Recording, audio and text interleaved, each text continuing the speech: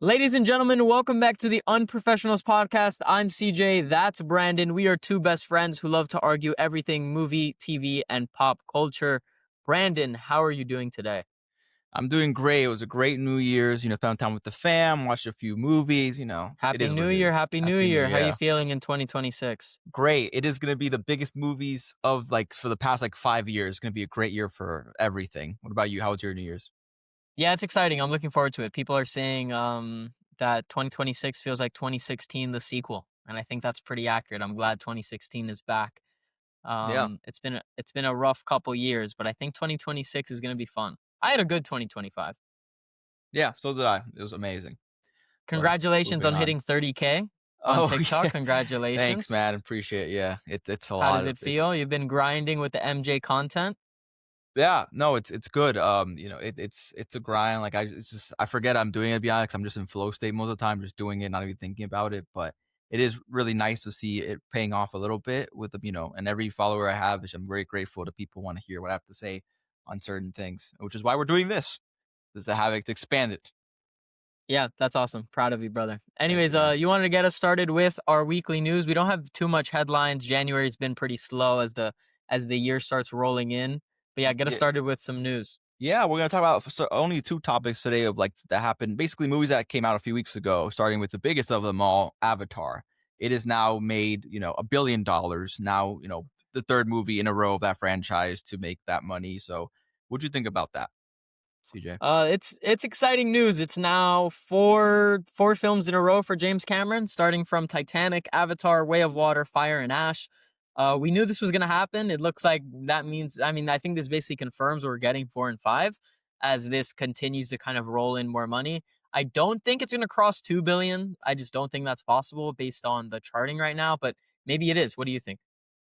Um, it's unlikely, honestly, but you never know with these things. Like I said, these movies always every week make money.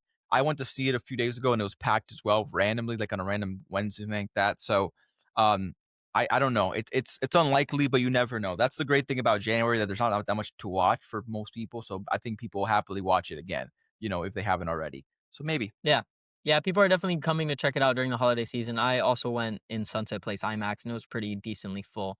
But I find that audiences that are farther away from the release date are more insufferable. So like the longer you wait to see a movie, the higher the chance that the audience you're going to be around is like less engaged, cares less, like talks more during the screening, which I find really upsetting. When I which is when I went why to go when I went to go rewatch it. which is why you watch it in Dolby, because that's the premium. That it was made for Dolby, by the way. Just putting that out there. I don't think the problem is Dolby or IMAX. I think the problem is these general audience No, I members. agree, but I'm saying that Dolby is louder and it's smaller things, so you don't hear them as much, and you have a more secluded seating area. So as for my experience, when I've watched movies in IMAX, I have more times where I'm getting pissed off of the guy next to me, you know, talking or yelling or whatever, and I can't hear it as much when I'm in Dolby. I can still, but it's not as frustrating. I'll tell you what. I'll tell you what. In 2026, I promise to go to Dolby more often just because you love it. Please, Because it makes you happy. I'll give Dolby a thank fairer you. shot. I know IMAX has been a thing, but the problem is that even the IMAX that you're getting most of the time, or everybody that's listening, most of the IMAX that you're most likely watching are not real IMAXs. Yeah, it's So fake you know what IMAX. I mean? And the projection's worse, the height is not as good, and plus most films are not made for IMAX, so you're still seeing the black bars, which is what IMAX made to make it more immersive. And I think Dolby has better contrast, better sound, etc. I've already gone to this debate many times, but yeah, you'll see. You guys, if you guys have lived near Dolby AMC, please go check it out and see if you like it, because I think you have a great time. Awesome. Congratulations to James Cameron. What else is on for news?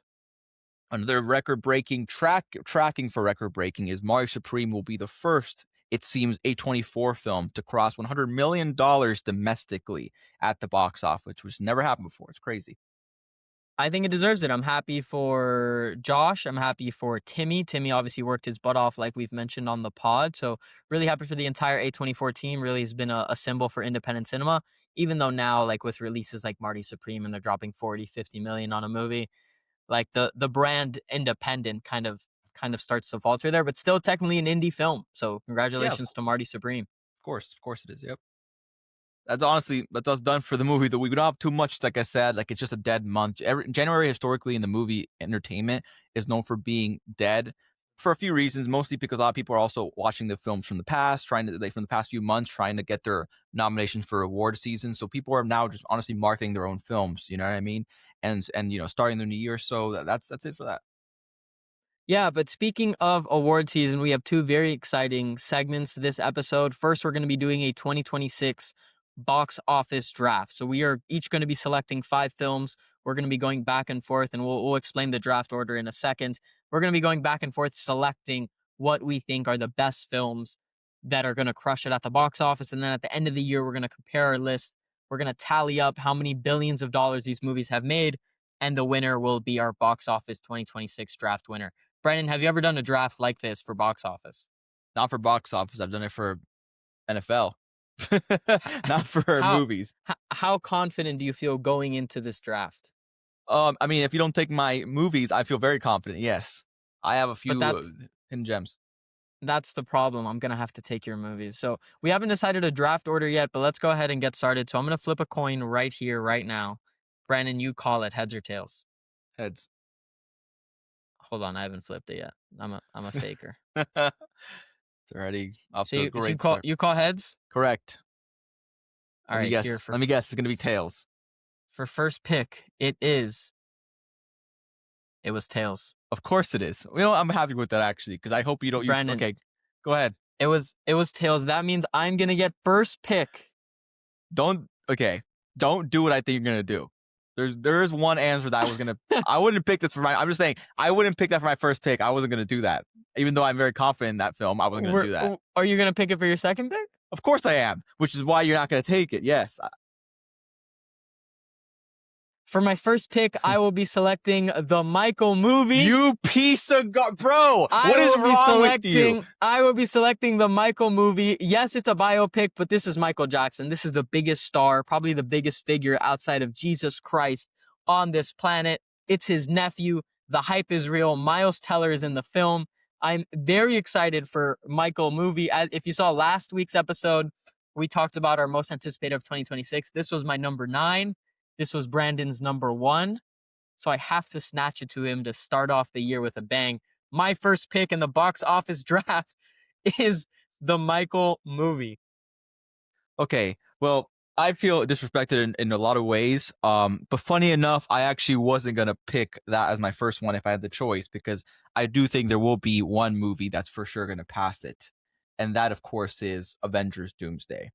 People are undermining this film to a T, but I think their quote unquote lazy nostalgia baiting, whatever you want to call it, will definitely 100% work. It's also dropping in December, which is where most people go to movie theaters around that time. And on top of that, it's going to bring back all the people we care about in great ways. And like I said, January is dead for a month either way leading up to that. So it will have box office for weeks to come. Rather with Michael, as much as I agree with everything you said, it's going to be the biggest thing ever. Internationally, you have no idea what's going to come. You literally have no idea. I'm going to make a video about how the nephew Jafar Jackson has to have therapy sessions psychology because he's not ready for what's going to happen. And people are going to be calling him Michael, harassing him, all in good intention, but just because they go crazy for Michael. Anyways, Avengers is going to be crazy. It's going to be bigger than what people are expecting, and I cannot wait to see what comes next. My first pick is Avengers Doomsday.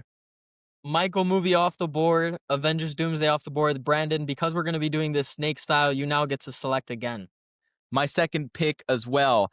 Speaking and staying with the theme of Marvel, the greatest franchise ever, it's goddamn Spider-Man Brand New Day. Easy pick, easy money. It is just easy to go with a Spider-Man. It's going to be a brand new trilogy, the start of it. People have been wanting to see a new type of, direction with this. It seems to go to the original route where it's going to be Michael. I'm out of it. See, I'm already thinking Michael. It's going to be Spider-Man facing a regular opponent, still incorporating the MCU of it all, but really an origin story. And it's been how many years since it's been 3 or 4 years now since the last one came out. So, and it's also going to tie. People are probably going to expect it to tie into Doomsday. It just works perfectly.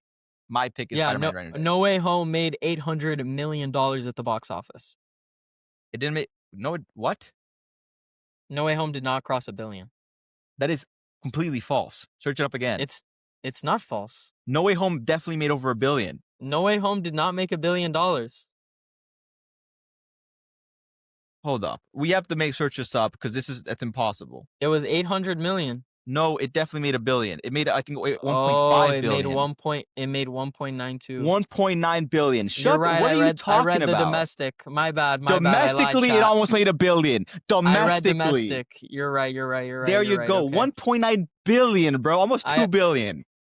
I apologize. So Avengers and Spider-Man off the board, both Marvel projects off the board. I have Mike in my pocket. Shut up. You've got two. I might not have won the draft, but I opened this draft just to spite you. Yeah, it seems that way. Um, so you have two Avengers projects. I need to come in also with a Disney project. As much as I hate these films, the point of this game is to make money. And so kids love Moana.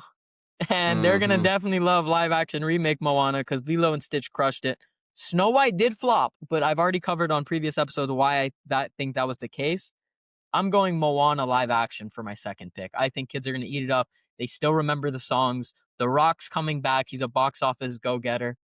I'm going right now. I'm Mike and Moana. Wicked Witch. Okay. That's a great pick. Unfortunately for you, my pick's next one is even better than that one. Because speaking of kids and what kids, not only kids like to watch, No, but it's been no, don't do around it. for such a long time that even parents, people our age, older, want to see this film. And No, it's no. happening right before the Michael movie, a few weeks before. It is Super Mario Galaxy. That's such a good It pick. is literally, it's exactly what you want. It starts off the box office like blockbuster, like from like April to like August. That's the first one to start it off. Kids are going to be right about to leave school, so they're excited. People our age and parents are excited to see it because they're incorporating new elements. It looks great. The visuals are amazing. The storytelling, the sound looked fun. The first one made 1.3 billion. I think it came out in January or something like that. And it came out in the worst 1.6. month. It came out in the worst month and it made so much money. This one's now coming out in April where kids are leaving school. It's gonna go crazy. My third pick is Super Mario Galaxy. All right, you get to pick again. I do? Yeah. I'm just destroying you over here. Okay. So I have a few things in here, but I'm gonna go with something a little bit off the table just because I expect this to go kind of crazy.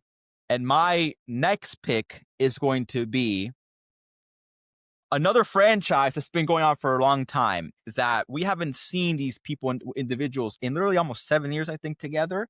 But when they do create things together, it is magic. Doesn't mean it's going to be a great film, but they make so much magic together. And that is Jumanji Next Level. Is the third one, fourth, I don't know what it is, but the last one made $922 million. And this will be the first time we see The Rock in a big project in a while with Jack Black, with Karen Gillan, and all the rest of the gang. And Kevin Hart as well. I do not think this is this might have a chance. Like it's risky because it might be like already like it's too late. Like it's already kind of run its course. But I just think that one, if it's your teen, I just think it has more of a chance. Jumanji off the board. I don't Mm-hmm. think Jumanji is gonna do as well as you think it's gonna do. Maybe. It's back to me. We're gonna have to go with a film that shouldn't make so much money. Because the last film from this director was a cultural phenomenon and almost made $1 billion at the box office. Fell just shy. I will be selecting Christopher Nolan's The Odyssey.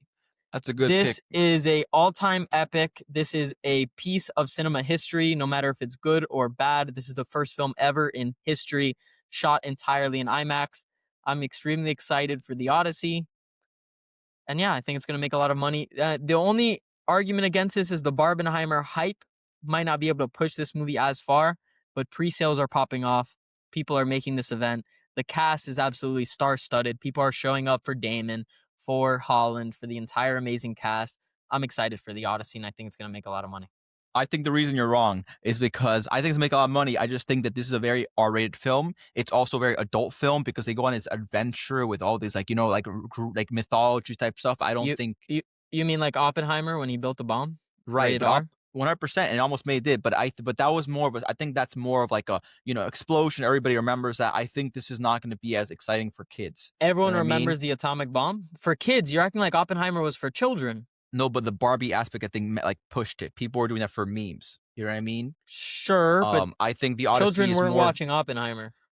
I agree, but I just think the Odyssey is more of like an adult story that I think like people our age and younger are not going to want to put out for as much as they did for I the I meme. disagree. I think the Odyssey can be more relatable than Oppenheimer.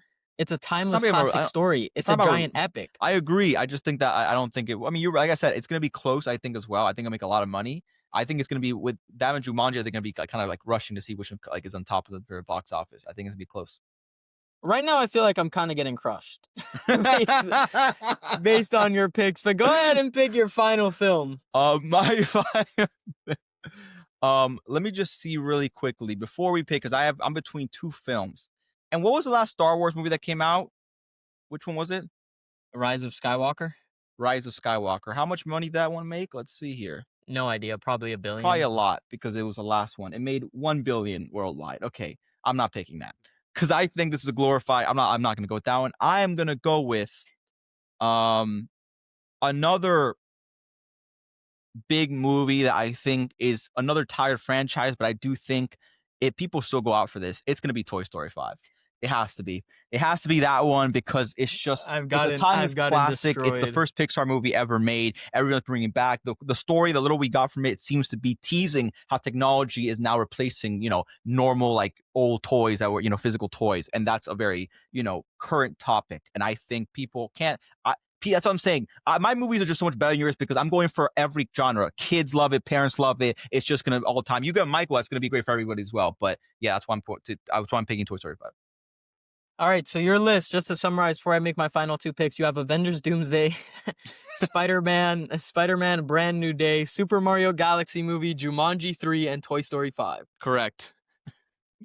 I mean, you might have like 3 billion, just off 3 movies. Yes. A little bit concerning. I'm scrambling here. A lot of the great stuff has been taken off the board. I'm nervous. I'm scared. I don't even know what the hell to do anymore. For my last 2 picks, I'm gonna go the new Minions movie. That's gonna do good. That's really good. I'm going for the Minions movie, and then I'm gonna Google, and then I'm gonna Google highest grossing movies. Highest grossing movies 2026 box office because I'm scared. I have like 30 on my list. If I can give you some of them if you want. I don't want your list. I don't need your damn dirty list, okay? Minions is actually a great pick. I want to see it. Yeah, I know it's a great pick. I picked it. For my final pick here, I'll be going. It's a sequel. I may not be excited for it, but I think it's for the girls. I have the Odyssey, which is the guy pick. We need to find this year's Barbie, and I think this year's Barbie is the Devil Wears Prada 2. I don't think I have the best list, but I think I have the fun list. Look, okay? Hey, man, and Devil Wears Prada comes out like literally a week after Michael, so it might carry that box office hype of people being excited to go back to the movies, And I have Minions 3. Yeah, and that last one made $940 million, so it did really well.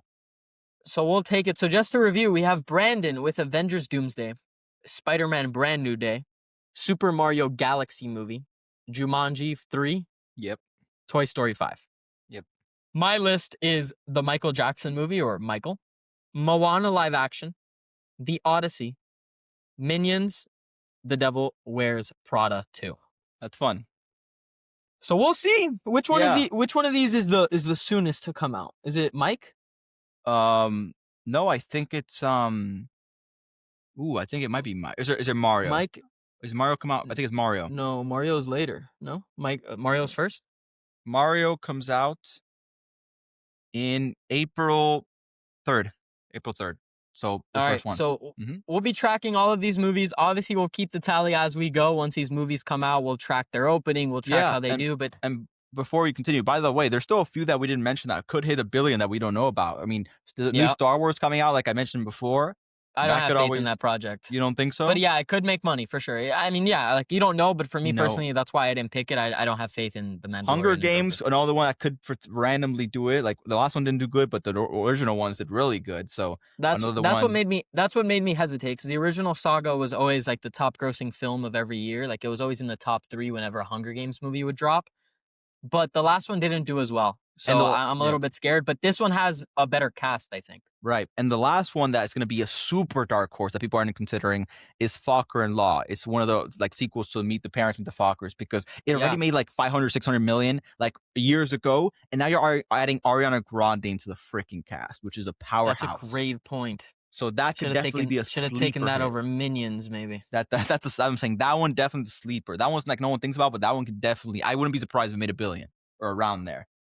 All right, Brandon, we'll have to keep track of our box office draft. Both of our picks are locked into place. Mm-hmm. Best of luck during this competition. Hopefully, we have no flops, and it's a friendly competition. Although I see my list and I see a lot of possibility of flops, and I see your list and I see green dollar signs. So maybe that's what I get for taking your beloved Michael Jackson movie. We'll see. A lot of fun. Anyway, so now we've looked into the future of 2026, but it's time to close the chapter on 2025. This is it. Mm. It's been a long year, 12 great months of cinema. It is time to talk about our top 10 films of 2025. I don't know about you, Brandon, but I thought this was an excellent year for film. Not so hot for franchises, but so many great auteur driven projects that I love, but also a lot of great franchises here as well. I think I have one big franchise. Yeah, one big franchise here on the list that I would really count. And then a lot of these are original projects that just really surprised me this year. So let's get started with our top 10 films of 2025. Yeah. Do you want to start? Do you want Sure. to start with number 10?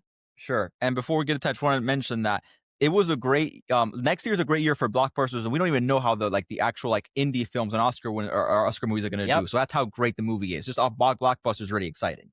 But Next year is going to be really exciting, and you're getting really the best of both worlds for us. So it's exactly. it's an exciting year coming up. Exactly. So my number 10 movie of 2025 is a film that is definitely, a little bit not controversial, but just it's hard to watch and it's timely. It's William Shakespeare's Hamnet, even though it's not Shakespeare, Okay, it's Chloe Zhao's Hamnet. I go ahead and talk about it. This is not on my list. Yeah, I generally think this is a masterclass in directing, in acting, especially for Jessie Buckley, which is William Shakespeare's wife. I think like I said, these type of films are kind of hard to judge because they are very reliant on grabbing your emotions. Obviously, because it's a tragedy. I don't want to spoil it, but basically, it's a very tragic film on family affairs and regards. And if you're not sucked into that aspect, it's a very maybe I don't want to say boring, but a very cold watch because it's just relying on you heavily to feel emotions and just drag you to the story because the story isn't that complex, right? It just basically follow two people, William Shakespeare and his wife, kind of how they meet, how they have kids, and what happens with Shakespeare's life and how it affects the family and vice versa. But I just was sucked in within a second. I felt it. I didn't cry, but I definitely felt the emotion of just everything they went to and just the dynamic of having to choose between family and work and how that played a part, especially like back then where Shakespeare had to go across the country basically, to do his work, then come back, and that kind of played a part into things that happened in the family. But I had a great time with this movie. I loved it. It's at my number 10. Yeah, I think Hamnet's really good. It doesn't crack my top 10 because it's a film like I respect more than I love. When I saw it at an early screening at the Miami Film Festival, and not a dry eye in my theater. Every Mm-hmm. single person around me was absolutely bawling their eyes out, but I was the only person that wasn't crying. And I thought Jesse Buckley absolutely deserves the Oscar. Not trying to take anything away from Chloe Zhao's direction either, but just for me, I just didn't fully connect with this, and I just find Hamnet not to be something that I want to revisit. But it's an excellent film, and I enjoyed watching it, and I don't really have anything bad to say. But to your point about work and family, I wish the film explored a little bit more about Shakespeare's kind of like tortured artist, because it's such a satisfying moment at the very end when he finally is able to express his grief. I wanted to go a little bit deeper into that. But it's Jessie Buckley's film at the end of the day, and she deserves the best actress. I don't think there's a better woman performance this year. We'll get to that. So what's your number 10? Yeah, my number 10 is going to be F1. Pretty surprising. I know this is not on your list, but F1 to me is a epic sports action film. I didn't know how the IP was going to work with the entire F1 brand, but they absolutely pulled it off. Joseph Kosinski is the absolute best director to cover vehicle action. What he does in Top Gun Maverick on planes, covering those shots, it makes Top Gun Maverick one of the best films of 2022, and it's absolutely beautiful. And so now taking that artistry he puts to his camera work in sky action and now bringing it to us in an exhilarating F1 film. My heart was pumping during so many sequences. Yes, the story has been done a million times before by Hollywood, but that's a part of the magic of it that we've forgotten what it means to have a film with a legit movie star with a classic iconic story and for it to deliver on all fronts. This feels like a film that would come out in the 80s and 90s, not something in 2025, and it's part of the reason why F1 is, even though the tropes and even though we've seen similar films like this, it's so refreshing to have this film in theaters that everyone can rally behind and absolutely love. Brad Pitt is Brad Pitt, and he's Brad Pitting all over this movie, and I absolutely love it. F1 number 10. Yeah, sure. Decent film. I had a good time. I don't know what the hell you're smoking with putting it at number 10, but it's fine. Like I said, I don't disagree with your points. The only reason for me, it just didn't. I think the plot was a little thin, and I think the writing could have been better. But everything else, I agree. It was a spectacle to watch. If I Brandon, liked, that moment when they win at the end, and then Javier Bardem has the fireworks going behind him, and he has the face of shock. Like, does that moment not send chills down your body? clearly not, 'cause I don't even remember that scene. Anyways, It's so good.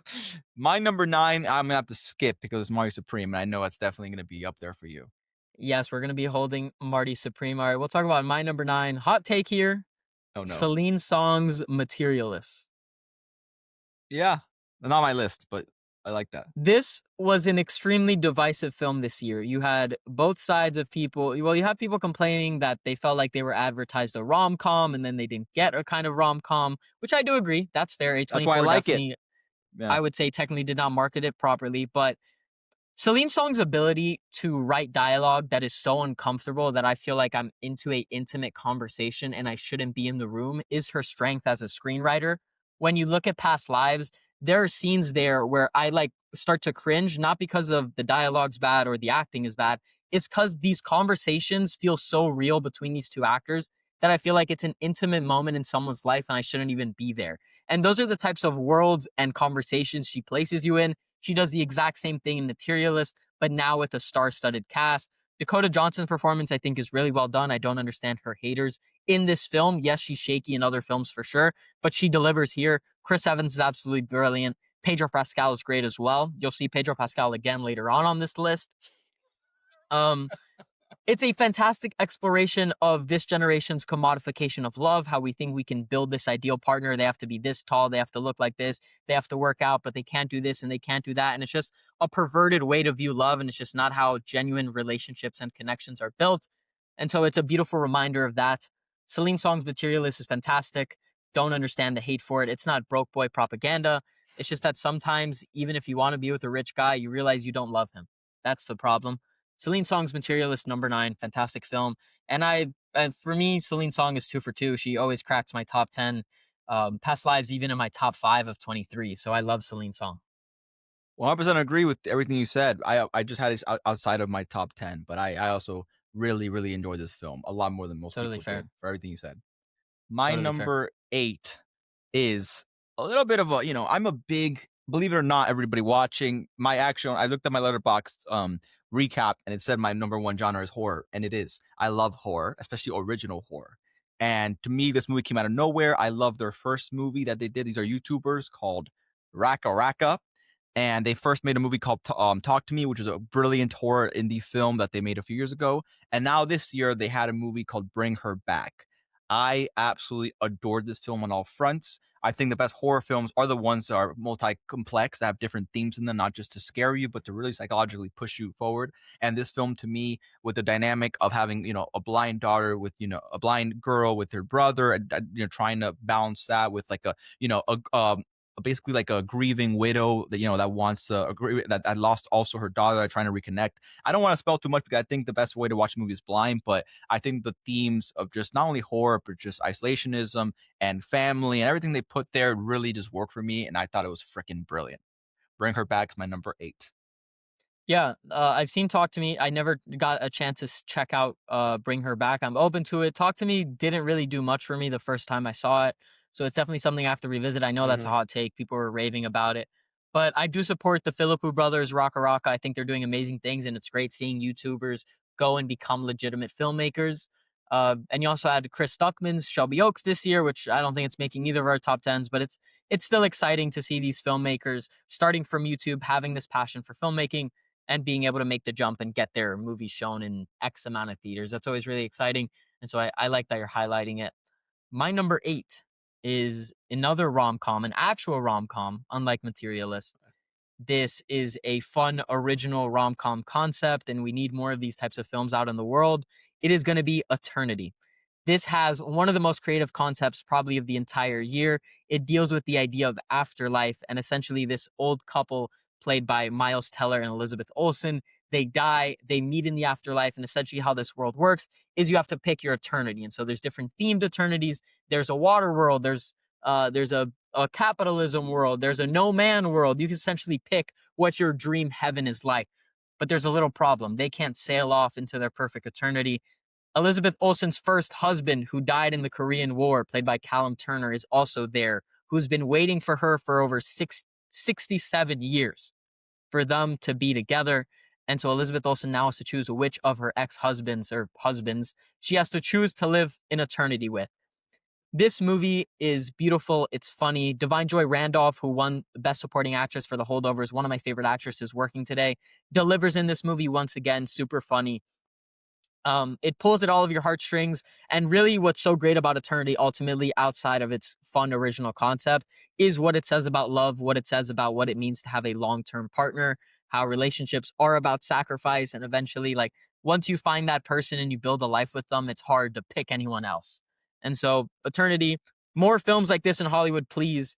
Absolutely love Eternity. Made me cry. I saw it twice. It's a brilliant film. Yep, I saw it at the world premiere at TIFF, and I haven't stopped raving about it since. I think it's everything you said times 10. I think it's gorgeous in every capacity. I don't know why it didn't make any money, especially when people are saying we need rom-coms back and like that. This is how you make a modern rom-com with a different style that has a little bit of a twist, that has a little bit of flair to it, that make everybody want to watch. I hate rom-coms and I love this film, and it's shocking that an A24 movie that did that didn't do as much as it did. It wasn't even like controversial, like it just didn't. No one talked about it, which is so unfortunate. But I agree. I'm glad you're highlighting it because it really is important to watch and it's beautiful. Yeah, and I think we're gonna say this a lot about our top 10 movies, but especially like Eternity, like it's just very rewatchable. Like you Mm-hmm. could throw this on once a year, every 2 years, and you'll really enjoy the ride because you love these characters and you love kind of the struggle that they go through. At least when I put together my top 10, like I take into account like which movies am I taking with me into 2026. Like F1 is something I want to own on the shelf, and it's something I'll pop in to see an action sequence. Same thing with Eternity. It's something that I want to own, and it's something I'm going to want to pop in to go see them fall in love once again and realize that they're meant for each other in the afterlife.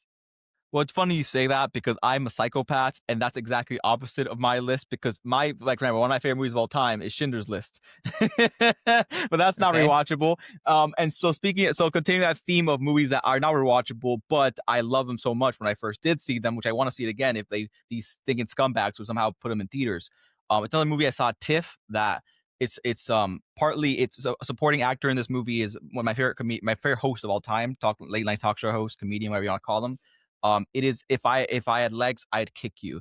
This to me has the best performance of a female leading actress this year in Rose Byrne. I think this is a better version of Hamnet, a more interesting version. It's way less boring if you want to call it that. It has ASAP Rocky. It's the same narrative of a mother that's trauma, like grieving, trying to like kind of like she's a messed up life, trying to she's like I think she's a psychologist or psychiatrist, whatever you want to call it, therapist. And Conan O'Brien also plays another therapist. Basically, she's trying to like deal with a bunch of patients, while her own daughter also has a bunch of like medical concerns. And so you're going through basically her husband's a mess. Her like apartment's like literally falling on itself. It's just basically a mess of a life, and she's just dealing with that through a bunch of things. And it's a little bit of a horror film, it's a little bit of sci-fi. It pulls on so many elements, and I think it's a freaking chef's kiss movie that everybody needs to see. And top of that, you get like ASAP Rocky's in there so randomly. He's amazing. Conan O'Brien plays a serious role, which is ridiculous. And not a lot of people have seen it. I don't even think it's come out yet. I don't even know what's honestly going on with that movie, even though it's A24. But to me, that's a better version of Hamnet, and which I have it at number 6. Have not seen If I Had Legs, I'd Kick You. I definitely do want to check it out, especially before all this awards buzz. Rose Byrne has been continued to be talked about in these spaces. And you're right, I do want to see her performance and how she measures up against Jessie Buckley. And also Josh Safdie, who we're going to talk about later on this list, produced If Oh, I Had Legs, I'd Kick You. I Yeah. know that. He That's was cool. he was one of the producers on the film. There you go. So what are we on? Number seven? I just did my number 6. Oh no, you're right. Number 7. I'm tripping. Uh, in spirits of keeping on horror, I don't consider myself a horror fan, but for some reason, 2 horror movies made this list. We're gonna have Zach Kreger's Weapons. Talk Save about a that. movie that came out of oh, Weapons is higher up on your list. Yep. I apologize. I look forward to giving Weapons the respect it deserves. I'll Not that hold it then. not that far up. We'll talk about it in a minute. I- But Is yours number 6? yeah. So let's just talk about it right Okay, now. yeah, sure. Go ahead, talk about it. You have it higher. I yeah, sorry to steal your thunder, but I think it's just speaking of, like I said, I think the best horror films are the ones that cross over other genres, and this is definitely anything but a simple horror film. It's a mystery, it's a thriller, it's a drama, it's an action movie. It just crosses Comedy. everything you comedy. It crosses everything you want. This is definitely a movie I'd show somebody that just wants to get into movies that are horror movies that don't know what horror movie is. This is the one that blood your boil. Usually, I'm tired of the perspective of like having. There's a lot of movies that basically do this, where basically you'll see a scene and then you'll see the same scene from a different angle. But the way they do it, it works so well, in my opinion, to establish a story and get to know more of the characters we're getting through. You have this lore of like the weird horror element of all that really brings you in. On top of that, you care about these characters. There's obviously, I mean, just off the bat of like the teaser where you just see random like the marketing, just a random like kids waking up in the middle of the night and just doing like a freaking Naruto like run out of the things into the woods. That's already super intriguing, but the story was even better in my opinion. So that's why I have it at number 6. You can talk more about it. Freaking awesome.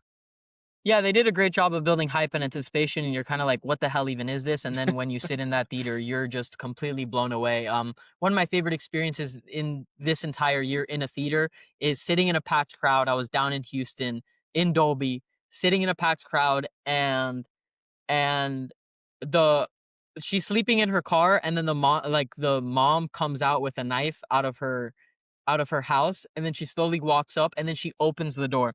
You could have heard a pin drop in my theater when she opens that door and you hear the car click. I mean, what exciting, riveting horror filmmaking.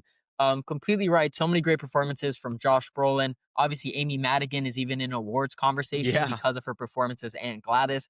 I mean, talk about creating iconic cinema villains in Aunt Gladys. Like, she's unforgettable. Her look, her aesthetic, her powers, all of it is so fantastic and so goddamn memorable. Zach Kreger wrote this movie after losing one of his close friends and collaborators, and he really just kind of poured out his grief and pain into this fun original horror concept. I cannot wait to see what Zach Kreger does going into the future. I'm very excited. He's a great voice in horror. I'm seated for any Zach Kreger project, Resident and really Evil. like this is and yeah, Resident Evil is going to be great. We'll see what he does with that. Even though it's IP, I like that he's taking the jump. I mean, a lot of this list is about directors and directors who are there to tell a unique story or have a unique skill. So Joseph Kaczynski's ability to cover action, Celine Song's writing is so sharp, and then Zach Kreger's direction and writing is also fantastic. And so, super happy for Weapons. I don't want a sequel. I don't want Aunt Gladys origin story. Leave this film as perfect as it is. Well, they might. I think I already heard that they're doing another spin-off for Aunt Gladys. So. Disgusting. Paktua. All right. Number 6. Was that your number 6? Correct. My number 6 is Ryan Coogler's Sinners. Oh, don't shut the fuck up. Just don't say anything. We're moving Is on. this hot? Of Okay. course it is. What the hell? What's your number 5? It's funny. I just keep like taking it from you. My number 5 is Superman. Oh, my number 5 is Oh! Superman. I Finally. love this. Wow. I love this. Okay. This is really the only franchise on my list. I guess F1 is technically a franchise or it's like IP, but Superman is the only like legit big IP force. Mm-hmm, mm-hmm. Go ahead, talk about Superman. Absolutely I love it. mean, You can see it you right there in the know, corner. it's funny. We probably should have made this a topic, but how James Gunn recently said that he's not interested in making like Oscar type movies. He wants to make these like massive popular movies in Superman, and he is to me on tour that is doing the freaking like big blockbuster thing. Superman is literally a tour de force of directing, writing, performances. I think a lot of people got into the minutia of the whole politics when the real reality is Superman just wants everybody to be a nice guy. Like he's just a nice guy that wants everybody to be good, and it personifies that in many ways. I think the characters are like delicious. Obviously some could have been done better, but it's his introduction movie, right? You're not going to spend time. This is a Superman movie. You're not going to spend 25 minutes doing other stuff, but I just loved it all from the top to bottom. I thought it was brilliant. It's one of the best experiences. I think movies in general, like when you really movies are art at the end of the day. and I had one of the best experiences watching this art on screen. One of the best experiences the whole year, and so I will never forget. I watched like 3 times already, and I loved it. I'm probably gonna see it again. How about you? Yeah, I saw it twice in theaters. No film, to your point, filled me up with as much hope and joy as this Superman film does. The very ending when the I'm a rock star, yes I am is playing and he's looking around at the picture of his parents, Pa and Ma Kent. I mean, it gets me every single goddamn time. You're right, Superman just wants us to be nice to each other, and he reminds us every single day that the best thing you can do in life is just put one foot in front of the other and continue to move forward no matter what you're facing. And that's just a beautiful reminder for kids, for adults like us, for old people, no matter who it is. Like, Superman is a message, Superman is a symbol. And for the people hating on this movie, you're an absolute clown. James Gunn is an auteur filmmaker. What I love so much about James Gunn's writing and direction is he understands these characters fundamentally. From Rocket Raccoon to the members of the Suicide Squad, now to Superman, he understands why these characters are important, why they're human. He's able to humanize an alien from Krypton, or he's able to humanize a goddamn raccoon and you care about it, or he's able to humanize a goddamn tree that only says 3 words and you still care about it. And that's the magic of James Gunn. And so I absolutely love Superman. I'm excited for the DCU. Uh yeah, Superman's fantastic. Best superhero film of this year and top 5 films for me. Same. What's your number 4? My number 4 is a film that ended up on your top 5 least favorite films of 2025, which kind of broke my heart there when you said it. My number 4 is Ari Aster's Eddington. You have a filmmaker that has been in the horror realm, that has been in kind of the surrealist realm, and he says, "I'm going to do something different. I'm going to create a real horror movie, which is a film about our real life." And it's a western that takes place during the 2020 pandemic. It's a mayor and a sheriff feuding. You have Joaquin Phoenix on one side, you have Pedro Pascal on the other side. And what you realize is no matter which side you're with, they're both filled of hypocrites. They're both filled with people that just want to get a leg up above one another, and they don't actually really care about their communities. They're just fighting for more power. And really, what you learn about Eddington, it's funny, it's satirical, it's a grand epic scale, twist and turns left and right. But really, at the end of the day, the beautiful message of Eddington is the data center always gets built. No matter what you do, no matter which side you play, the data center will always get built, and big tech, big corporations will always get the win at the end of the day. I mean, I think Eddington, as the months have gone by and tragedies have struck in 2025, it just becomes more and more relevant. And Eddington will continue to be more and more relevant. And we talk about auteur filmmakers. What is more auteur than Ari Aster having the balls to make a political satire about the 2020 pandemic that is still a charged, still a highly politicized topic? And he has the balls to come out there and make this film and actually says something. The people who don't like Eddington, I have a lot of problems with the people who don't like Eddington. I absolutely love this film. Whether you're looking at it as a deep political commentary or you're looking at it as just a fun, exciting satire, Eddington is absolutely brilliant. So everything you said, flip it around. That's what I think of this film. I think it's the most safe, like freaking on the Safe. line. I just Safe. have I have nothing good to say about this film besides the He pissed performances. everyone off. How is it safe? Well, because that's why, because he didn't do anything No, about it. He just said a bunch of no. nonsense. He Completely just disagree. presented things like Completely. he didn't Every single character from the most minor, from the is most one wasted. second of screen time, no, is a character study of how people act in our social media age, especially. Everything is a character study, from Joaquin Phoenix being lonely and just wanting to connect with his wife and wanting to have a kid, with his wife isolating herself, looking at conspiracy theorist propagandas, to a cult leader in Austin Butler, to the kid who's doing a BLM rally who just has a crush on a white girl, and then by the end of it, he becomes a right-wing grifter. All of it is a deep, intimate character study of our country and people in this country, and it's brilliant. I'm glad you think that. Edding- Eddington is going to get to its flowers. In 10, 15 years, people will remember Eddington as a searing case study. All right, we'll see. We Anyways, will. moving on. Only time will Um, tell. my number 3. That was your number 3, right? Number 4, I mean. That was my number 4. My number 4 is a movie that also is gotten overlooked. Not a lot of people saw it, even though it won the TIFF People's Choice or things like that or whatever in last year's TIFF. It is I forgot his name now, but it is Life of Chuck. Mike Flanagan. Mike Flanagan, thank you. I absolutely adore this film. I didn't know anything going in. I just knew like I just know that scene of Tom Hiddleston, Loki, just dancing. But I think this worked beautifully in the messaging of it all. It's once again a movie that's very kind of slow. It takes its time with it. It kind of makes you like you have to, like you basically have to like sit in it. If you're not in it, you kind of might be bored. You know what I mean? You kind of have to just like let yourself go into it. And I just thought it was a beautiful message of life, of the way we think about memories, the way we think of our ideals when it comes to making those memories, and just kind of to appreciate every single moment. It's a simpler. It's not the way I'm describing. It's a lot simpler than it actually is. There's a lot of themes in this movie, but I just I don't know. I had a great time with this film.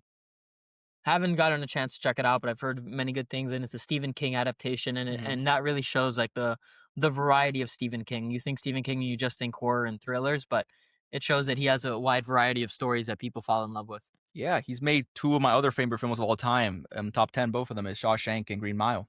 I love those films, and that's not horror. So, Fantastic. Um, what's your number Number three? three. Mhm. My number three is a Korean film, the only foreign language film on this list. Park Chan Wook's No Other Oh, Choice. Let me tell you something about Park Chan Wook. Park Chan Wook is doing things here with a camera, with editing, with superimpositions I have never seen before. He is literally pushing the envelope of what is possible with the medium of cinema. He's an absolute master. You cannot deny it. And then on top of that, the subject matter he's dealing with, exploring the rise of AI, exploring the faults of late stage capitalism, specifically exploring masculinity, how the male ego is tied to this idea of maintaining a job, of providing, and how this can really affect. Are you yawning? yeah, keep going, keep going. It's good stuff. Disrespectful clown. How the male ego is really tied to sometimes providing for a family, and how your male ego can also be tied to a specific job that you hold. No Other Choice really shows how people can really be pushed to do bad things for the people they love as well. It's absolutely brilliant. Park Chan Wook is operating on another level. I love No Other Choice, and I love Park Chan Wook. I had a chance to interview this man, and so I have much respect for him, and I thought the movie was good. I agree You with asked him everything. one. You asked him one question. Is that not an interview? Yeah. What would you call it? Explain. What else would it be called? You had a brief conversation. That's not a conversation. That's actually less than a conversation. One question. So it's an interview. All right, go ahead. Go And ahead. it took like 5 minutes, so I hope it's an interview. Jesus Christ. Go ahead. Anyways, I had a chance to talk to Park Chan Wook for a little bit, like that little rap. And I thought the movie was good. I didn't think it was as great as people are saying it is. Maybe because I don't know. Maybe because I watched it and I was pissed off. I don't know. But I agree with everything you're saying though. I thought it was good. I thought some of it though dragged and could have done without. And I mean, yeah, I don't know. I thought some of it was a little bit repetitive and got kind of And annoying. And another Um, thing, Park Chan Wook is a master in this film of setup and payoff, and we really see this in a lot of Spielberg films, even though their style of filmmaking is completely different. But Spielberg is a master of setting something up in the first or second act and then paying it off, and you see the same exact thing here in Park Chan Wook. Like there's so many threads that he leaves open, and he beautifully weaves them and ties them by the end. Like for example, in No Other Choice, one of the main character's father was in the Korean War, the Vietnam War, I think the Korean War. He was in some sort of war, and he had his pistol there. It's the Korean War. He mhm. was in the Korean War, and he had his pistol on the wall. And he talks about the story that he ripped that pistol out of someone's hand to be able to survive. And then that's a beautiful parallel of what this main character is doing in the film. I mean, there's so many great added touches like that, and also the script is extremely funny. Like super super funny stuff and great callbacks in between. So it really rewards paying attention. Yeah, very nice. Anyways, number two. I agree. I think it was shot beautifully as well. Number two or number three actually. That was your number three or number two. What was that for you? That was my three. My number three is a movie that you haven't seen as well, most likely. But I think it is beautiful. It is Bradley Cooper's next film that he made called Is This Thing On? This is a movie that is very much, I think everybody could take something from. It's essentially about a middle-aged man that's going through a lot in his life and he's about to get a divorce and he decides, you know what? I have no money, I have nothing. Let me just freaking go and basically like make fun of my life through comedy, through being a stand-up comedian, and it's a very simple concept, but the way it's done, directed and written by Bradley Cooper is brilliant. You get a little bit of like everybody go through those moments, whether you're middle aged or young, whatever, that you're struggling with something and don't know how to cope with it. and the way he does it with comedy and stand up is very funny. And then putting that out, seeing how he tries to cope with the outside of that, and seeing how his because they also have kids, so seeing how they manage with that, I think it's just one of the best times to have in a theater. And yeah, I think it's awesome. Yeah, I really like Bradley Cooper as a director. I think he gets a lot of unnecessary hate. I think he's a brilliant actor and a brilliant director. I haven't gotten a chance to see Is This Thing On, but I absolutely love how he directs A Star Is Born. Mm-hmm. Like absolutely brilliant filmmaking. Yep. Wasn't as big a fan of Maestro, but I think his performance is really well done. Um, I look Yep. forward to seeing Is This Thing On. It's not something I'm dying to watch, but I'm excited to check it out. Okay. What's your number two? My number two is Marty Supreme. This is not on your list, or it is. It is earlier. It was on it earlier. Number 10. Number 9. Marty Supreme is Marty Supreme, and I've talked about this in my Marty Supreme review. It's the film my generation needs, specifically Gen Z, in a world of hustle culture, ambition. This movie tells you that chasing your dreams is important, but there's a healthy way to chase your dreams and a not healthy way, and this shows the toxic side of that type of ambition and that type of inception. On top of it being a fantastic ping pong movie, on top of it being an absolutely hilarious film, written by Ronald Bronstein, directed by Josh Safdie. Josh Safdie has taken the type of style of filmmaking he has perfected with his brother and has taken it to an increased level and a level of sincerity that just makes Marty Supreme not only a very chaotic film, but also a very emotionally moving film by the end of it. It's honestly an encouragement to me of fatherhood at the end of the day, and I think that's just really beautiful, and it's a message that not a lot of people really see in Hollywood type of films. You don't really get encouragements of fatherhood, and so seeing this big Timothy Chalamet vehicle film ping pong movie end with that being kind of the main message is just absolutely brilliant. I love Marty Supreme. Yeah, everything you said is valid. For me, the reason I have it a little bit lower is because I think some of the stuff that did happen to that film was a little bit unnecessary, and on top of that, I just think the ending was felt. It could have the question could be said that it felt maybe a little bit forced because of everything he went Disagree. through. Not Um, forced. and so he kind of had no other choice. Get it? No, Oh, wait. I see what you're saying. Yeah. So Brandon, I hope you know that these are all movies. And so when characters make choices, the screenwriter forces the character to make a specific choice. my So point. so like you have to lead the character into a specific place so that you can move on. But Just to that's clarify my for you. point though, because he moved on really quickly. Because I feel like basically, to spoil it if you haven't seen it, but basically, if he hadn't quote unquote failed in his actual achievement, which was doing that, I don't think he would have had that quote unquote payoff at the end because he felt he had no other thing to do, and so he kind of was forced into that emotional whatever like If disarray. Anne Gladys didn't kidnap 20 kids, the 20 kids wouldn't have killed her. Okay, but Like what are that's not like the what are same we thing. Not the It same is. It thing. is. The screenwriter's going to make the character do things and things are going to happen to the character because of the screenwriter. My point is so that I just think that that was the only reason it happened. No, bro, that you can make If that Tony argument. if You Tony can make that argument though if for Tony any film, Stark and then every film's But just. that's my point. But that's my point. That's But why your that's why it point didn't doesn't work. stand. If But Tony I don't have a Stark problem with the but other. Then how come if I have a Tony problem? Then how Stark come I have a problem with this one and not the other ones? because you're pulling it out of your No, I'm not. if Tony Stark didn't sell weapons, he wouldn't be Iron Man. Actually, he still would be. No, you.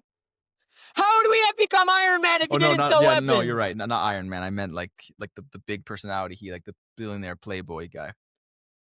I All just right, thought that, and on top of that, I just thought that like it was a little bit like not just forced because of the storytelling. You're saying, oh, it was written in it, but I just mean like that payoff of him just crying and be like, oh, I get it now. You know what I mean? It was like within a second of him losing, now he gets it. It's because you don't have any choice, bro. I don't really know how I feel about that ending because of that. I get like love the I ending. The understand the ending. The ending of like ending what it makes it. means, but I'm just saying, The ending makes it a number two for me. okay, well the ending makes it a number 9 for me, which is Whatever. still great. I'm glad it. I'm glad you bowed down and at least it's on your top 10. What's your number two? It's your number 1, so do you want to talk about it first? No. What's your number one? My number 1 is Sinners. Let's talk about it. I think this is the movie of the year because of everything it represents. Like I said, I think movies, especially the best movies, are kind of like food, the best foods, which have the 5 senses of taste, right? And I think this movie has it all. It has the action, the thrill, the comedy, the horror of it all. Like every like sci-fi, it has so many elements that are poured into this film, and they're all executed brilliantly, including the music. Even the music has different layers to it and different things. I was astounded how it could work in that this type of film. From the direction of Ryan Coogler, from the cinematography to the music and the score, because they're different things, right? The songs are brilliant, the score is brilliant, the messaging is fantastic. You know, it goes from being like a horror, a vampire 1 second to like a little like a juke joint in a second to another one, just a family thing, of brothers trying to hustle. You know, there's so many layers to this film, and I think it's just culturally relevant, and it's something that you, even if you don't love it, it's hard to forget because of how unique it is of a film. I'm hard pressed to find a movie that I've seen this year that's more ambiguous, different, you know, like powerful than this one. So I couldn't stop thinking about it. I still haven't, which is why it's my number one. I think Sinners is an absolutely incredible film, and credit to Ryan Coogler. I don't think he's missed yet. Hmm. And I think Sinners is his best film because it's an original concept. It's really him pouring out on the page. You have this group of charismatic people that are all brought together based on their struggles from the same community, all coming together in the Mississippi Delta, there to enjoy one night together. And then these vampires come and ruin it. And I think we can all relate to that idea of wanting to have community, and then people on the outside trying to break that up. It's a vampire horror film set in the Mississippi Delta, but what's so exciting about Sinners and specifically Ryan Coogler is his filmography and his style of direction feels so Spielbergian. Like I honestly think Ryan Coogler is our next Steven Spielberg because of the level of blockbuster filmmaking and also community holding filmmaking. So the Great same way point. Steven Spielberg uplifts the Jewish community, Ryan Coogler continues to uplift the Black community. Hmm. And Sinners is an absolutely like just an epic blockbuster, but also to your point, a beautiful meditation on music, religion, and culture. Absolutely love Sinners. The music's fantastic. Every single performance. Miles Caton, never acted before in a movie, and he comes here and he just blows the roof off, literally and metaphorically. Um, Absolutely love Sinners. It's going to be on repeat. Like it's such a rewatchable film. Yep.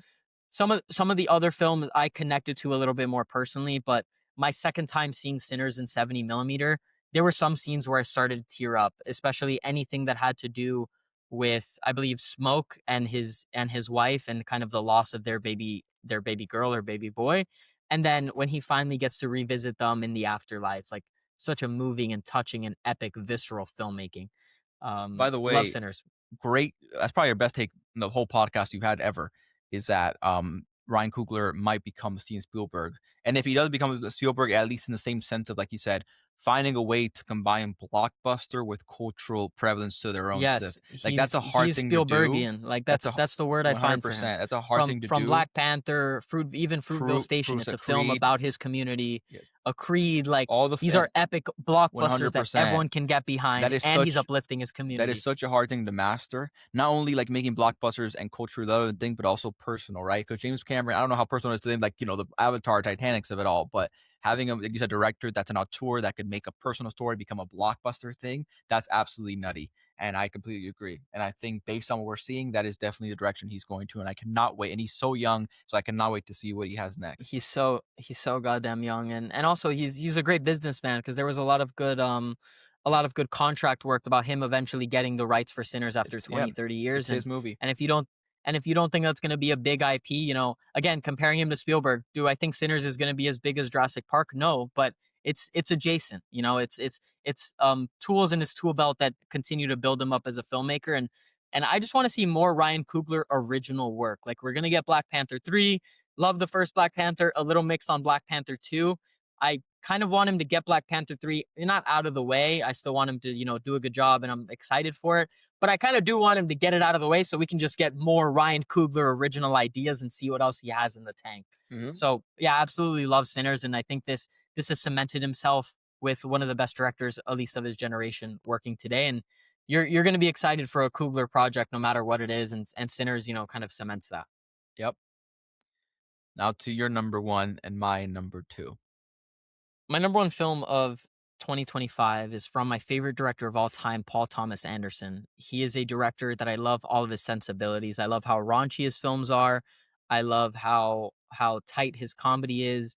I love his grand, expansive view, whether he's covering California, whether he's covering a 1950s dressmaker. All of his films feel so epic, and all of his characters are extremely memorable. And one battle after another is the absolute probably pinnacle of his career. I don't think it's his best film, but it's one of his best. It's essentially him doing his version of a Spielberg film. It's his version of a blockbuster. And Paul Thomas Anderson's version of a blockbuster is incredible dialogue, extremely funny characters, memorable characters from Bob Ferguson, Willa Ferguson, Stephen J. Lockjaw, Perfidia Beverly Hills. I mean, you could just continue to rattle off characters from PTA's world because a PTA script is a unique, expansive, beautiful world, and One Battle is the ultimate example of this. What I love so much about One Battle is it's a film about generations and how the generations of the past have tried to do the right thing. Your background. I Yeah, think we should have you just noted I think we should have known what your number one. Sorry to interrupt you, but I think we should have known what your number one was going to be based You off the just noticed background. this? Yes, Bob Ferguson here in the back next to his cell phone. It's a film about generations fundamentally and how, your parents have tried to do the best they can with the information they had and they try to make this world a better place. But sometimes your parents didn't succeed in that. And so passing on this world and this idea that it's still a flawed world, we didn't succeed in making it better. And a lot of the mistakes they've made have come now to haunt Willa and affect her. But it's this idea that Willa is now moving forward and passing this torch to continue. What are you looking at? Keep going, keep going, keep going, It's rude. Now keep you made going. me lose my place. I wanted to put on my. Oh, your beanie? Yeah, keep going, keep going. Yeah, Willa essentially finding her place in this world. Nice hat, by the way. Thank Willa you. essentially finding her place in the world and still being affected by the mistakes of her dad, but still being able to move forward. It's absolutely brilliant. The action set pieces, it's shot in VistaVision, first movie shot and projected in VistaVision since like the 60s. I mean, everything about this is a cultural event. Leonardo DiCaprio, you have Sean Penn delivering one of the best performances of this year. You have Benicio del Toro. You have also a politically poignant film having a lot to do with the migrant situation currently in the United States. One Battle After Another is the great American epic of this year. And as much as I love Sinners, to me, One Battle is the defining film of this year without a shadow of a doubt. Funny, exciting, large, epic action sequences. I mean, it's breathtaking to see that final sequence when they're going up and down the hills of California. To say everything that's great about One Battle After Another is to just kind of name everything that happens in this exact movie. I love One Battle After Another. And also, Paul Thomas Anderson's one of his strengths, aside from his script writing, is the needle drops. And this one provided some of the best needle drops of 2025. One Battle After Another. I love this film so much, and I'm going to love it forever. One of the best films of all time. Okay. Yeah, I agree. I mean, I have a number two, so it's hard for me to say anything else you didn't say. I do think that um, we have the Critics' Choice Awards tonight, which we'll be reacting to. That definitely will play a part into seeing how it goes with the Academy. I would it would have been more interesting because I do think I agree with you. I think One Battle is probably going to take most of the awards because of everything you just mentioned and because PTA has been historic. Has he ever won Best Director? No, never won. 11 nominations, 0 wins. So, you know how people with Leo and Christopher Nolan, like the momentum starts happening, right? And when this movie come out in August, September? September. September. And I would have been interested to see how Sinners would have done if it came out a little bit later, because as we know, historically, a lot of the best Me too. movies for Oscars do come out later in the year, rather than like Sinners that came out like in March, February. I don't remember, like super early in the year. But to everything you said, I agree. I think the momentum is switching that way because everything you said is relevant in so many ways politically. It has great messaging of every other thing as well: family, communion, what really means to be a father, how to navigate that stuff. I mean, you have one of the most legendary actors of all time as the main lead. You have one of the legendary supporting actors, or just actor in general, Sean Penn, Benicio del Toro, that are also in contention Yep. to win awards as well. You have up and coming people. The score is brilliant. The songs also well. They literally have a Jackson 5, Ready or Not, Here I Come, which I didn't even know that was a Jackson 5 song until I, or at least like do it. So I have to thank that movie because now I have that in my collection. But I it's Dirty brilliant. Work, Soldier Boy, Ready or Not, Here We Come. The Revolution Will Not Be Televised. Mhm. Like so many great needle Yeah, drops. exactly. And score's brilliant, and just he's a master at action sequences as well. Like that third act of just everybody driving in the freaking thing, that is something I'm never gonna forget. It's brilliant. Nope. And I think he just writes these very, you know, characters that you might not agree with or like, but they're so memorable and so rich. I mean, they feel very real, and it's hard to forget them. I absolutely love this film, and I couldn't agree more.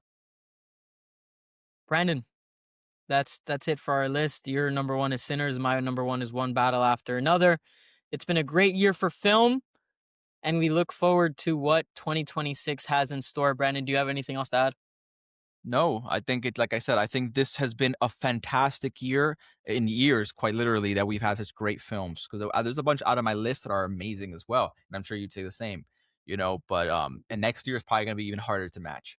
So I can't wait for this year, or this year rather. I can't wait to see what happens. Now for our last segment, we're gonna get into the Critics' Choice Awards that just happened last night. A lot of crazy stuff happened, you know, but we're gonna get into the major movie awards because you know TV's great, but no one watches that. We don't So we're care gonna about get TV. into we do care We about TV, but on this unfortunately podcast, we do not care about we television. don't watch. We do care, but we don't watch The We Pit don't or we care. don't watch what was Adolescent, unfortunately. I So only we're gonna watch move on. cinema.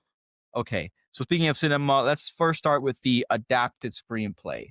The adapted screenplay that won was, of course, One Battle After Another. yes, your favorite movie. The best movie of Um, 2025. and Paul Thomas you know, Anderson. Go ahead. and there's a trend when it comes to not for like for major award ceremonies, but there's a trend when a best either adapted or original screenplay gets the win. It does form a trend as to who's going to be the best picture of the year as well. And so, but we'll get into that. So, how did you feel about that win of What About Another? You think it was deserved? Big win, big win. You know, I'm a One Battle After Another fan. This is Paul Thomas Anderson's second time adapting a Pynchon novel. Of course, he's done this with Inherent Vice before, and now he was adapting Vineland, which has a very similar plot to One Battle After Another of this group of revolutionaries. Paul Thomas Anderson decided to modernize it and really put his own spin on it. So, yes, it's definitely an adapted work because he couldn't build this world without the help of Pynchon. Many of these characters are from Thomas Pynchon's novels, but also like all over this film you see Paul Thomas Anderson's style oozing. And so when you have a fantastic author and then a fantastic screenwriter coming together, the result is One Battle After Another, and so therefore adapted screenplay is the obvious win. Right.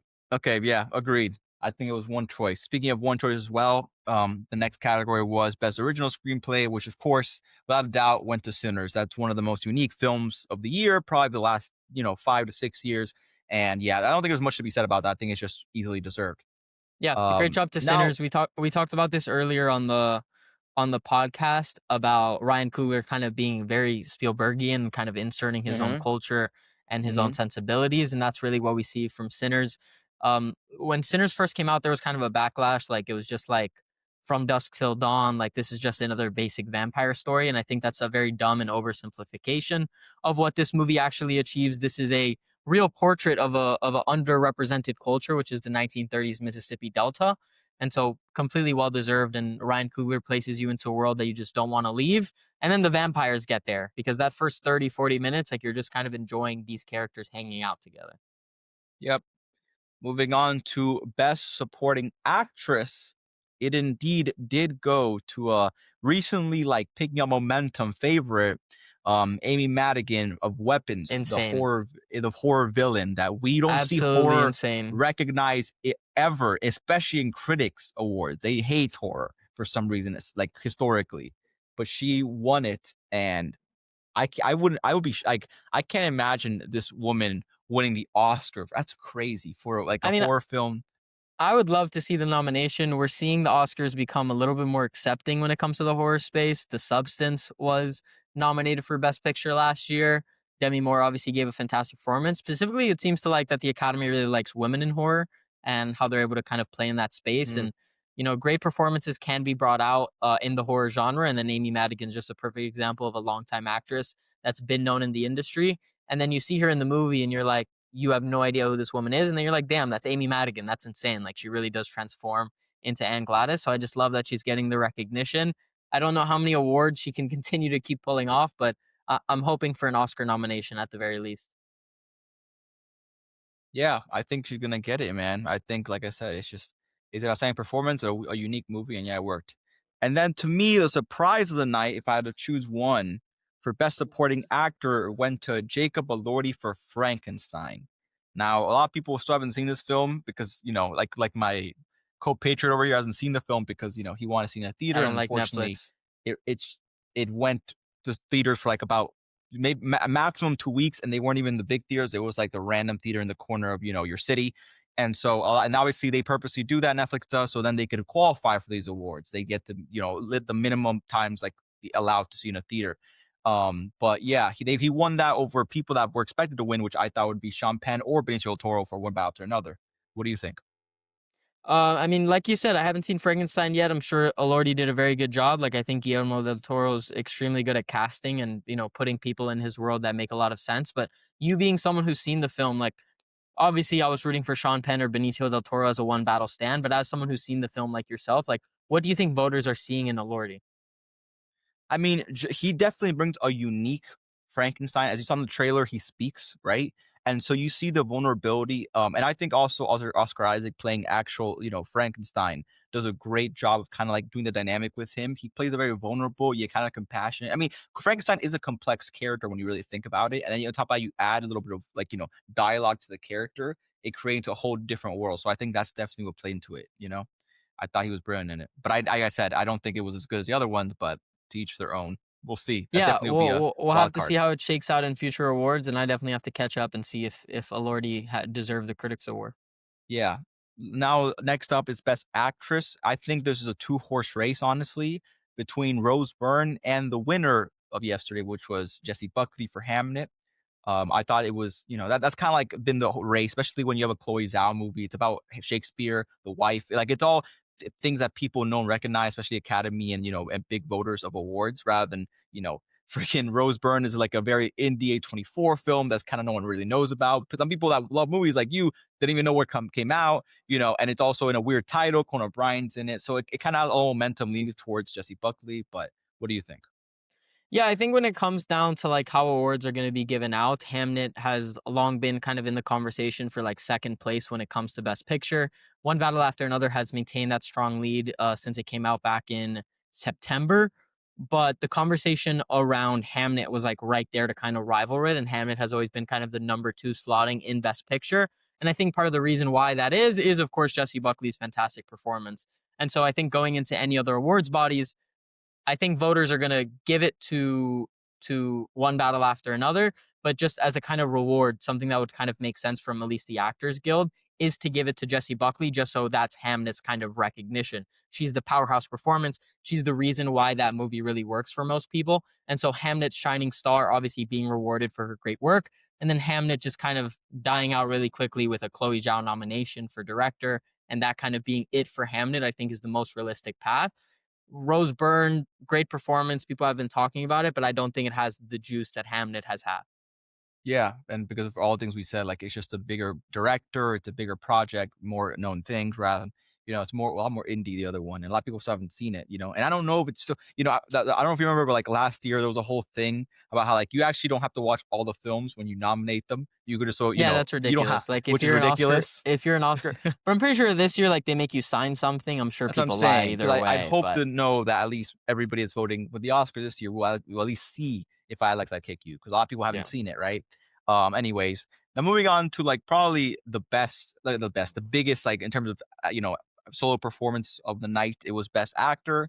Obviously, it's been essentially a two-horse race, even though I think it might be a three-horse race eventually. But between Timothy Chalamet, Ethan Hawke, and Leo DiCaprio, and of course, to no one's surprise, Timothy Chalamet did indeed take the freaking Best Actor award. What do you think about that? Love this win. Happy for Timmy. I like that he came in a normal looking suit.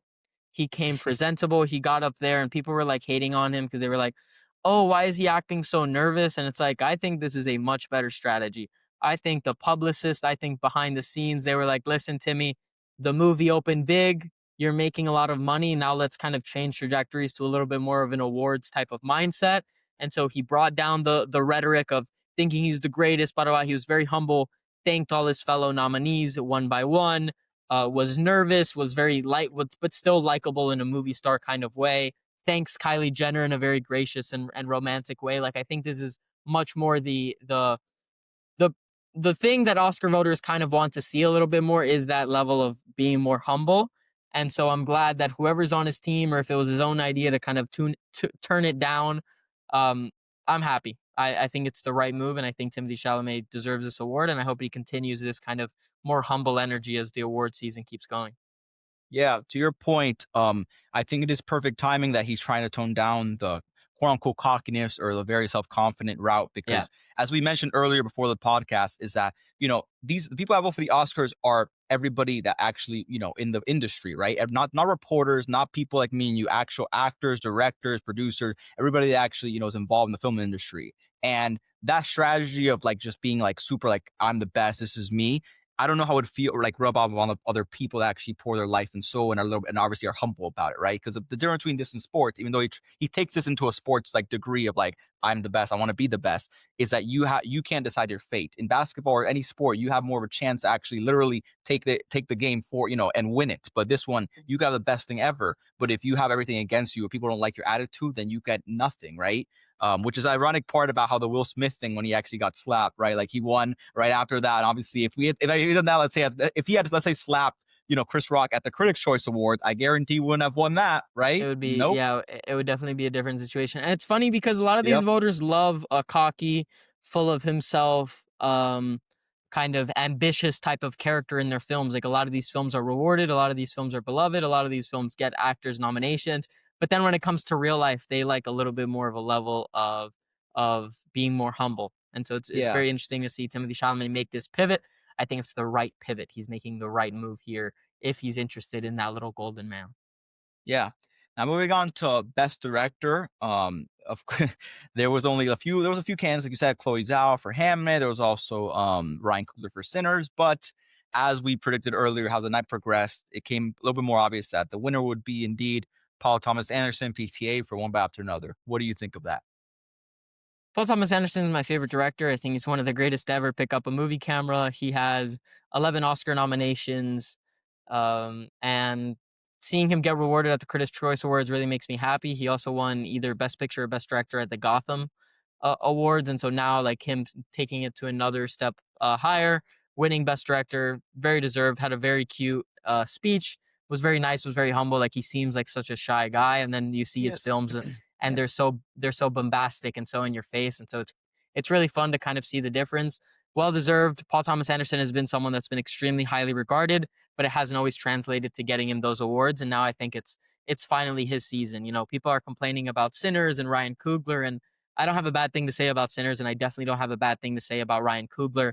But it's unfortunate how these awards kind of work. Is first you need to have like your time in the sun before you finally get rewarded, and Paul Thomas Anderson has been burning up. Okay, he's well overdue. And on top of that, like it's very obvious that also timing matters, right? Not only when it comes to, like you said, getting your respect and your flowers, but also release strategy does unfortunately have a play a part, right? Sinners, I think has held up, which is great. But a movie that came out, 11 months right before like when the Oscars happened, Sinners would have come out 11 months ago or something like that. Rather than that's why most Oscar movies do try to tend to lean towards the fall winter season because then people notice it and they remember a lot quicker, and that's Yeah, definitely stays playing a top of favor. mind. Yeah, exactly. Now leading on to the big winner of the night, the biggest award, was Best Picture, and that once again, unsurprisingly, went to One Battle After Another. Let me know your thoughts on that as well. As you can see behind me, it's undeniable. The one battle after another hype train. It's going to take every single award. This truly feels like a momentous moment in film history. One battle after another, I think, is one of the defining films of our generation, and it will be remembered up there with some of the greatest films of all time in 10, 20 years. And so I'm glad it's getting the awards love it deserves. It is only the fourth film in history to have won best film from all major four critics' bodies. And so, joining the ranks of these momentous films just proves that the train for one battle has left the station and it's going to keep going and it's going to keep going all the way to best picture. And I don't see any other film getting in its way. Unfortunately, I agree. Even though, but that's my second film of the year. Sinners for me is the first, but I think Sinners will get some respect, similar like it did. I mean, if you look at all the awards that came out yesterday, actually, Sinners did get the most, tied with Frankenstein. And then One Battle After. I think each had three, and then One Battle After had two, or something like that, or three. I don't even know how much did they have. No, I think. Wait, how much? I think who had more? I think One One Battle battle, I believe had one at battle least won three. three. And I think Frankenstein and Sinners might won four. Then I Four, know they won the. correct. Okay, yeah, yes. And so it probably will play out similarly in the Oscars, where Sinners might get a lot of technical awards, and the big actual bombastic, very loud awards will probably go to One Battle After Another. But yeah, that was a recap of it all. It was a lot of fun to watch. It's the first real big award show of the year leading up to the Oscars. And make sure to join us next week because we'll be also discussing all things movie news. But we got another award show happening, which is the Golden Globes, which is going to be a lot of One fun to watch. one more thing before you wrap. Why the hell is this award show on E? I have no idea. That's a Can we great have it? Can we question. have it on anything else? Like, I don't want to watch I this mean, on E. because it's the Like, what am I, first a one. 40-year-old mom? Because it's the first one of the season. I think Golden Globes is ABC next week, right? Yeah, that makes a little bit more sense. I'm saying I I mean, don't know that. you have the Critics' Choice Awards, and then you have Real Housewives right after. Like, what are we doing here? Like, it's honestly Yeah, a tragedy. that's a good point. I have no idea, but it might just be because it's the first. I have no idea. It might be the first one of this holiday. They don't want to spend too much money on everything because there's so many award shows happening, not every week almost at this point. So they might not want to spend too much time with the Critics' Choice Awards and putting in a major. I don't know. That's a good question. That's funny. I But guess so. anyways, Good way to start award season. Shout out one battle after another, and yeah, may its success continue. yeah. Shout out all the movies involved. Great time, good work, and we'll see you guys next week for another freaking episode of The Unprofessionals. Have a good rest of your night, everybody. Signing Thank you, out. guys.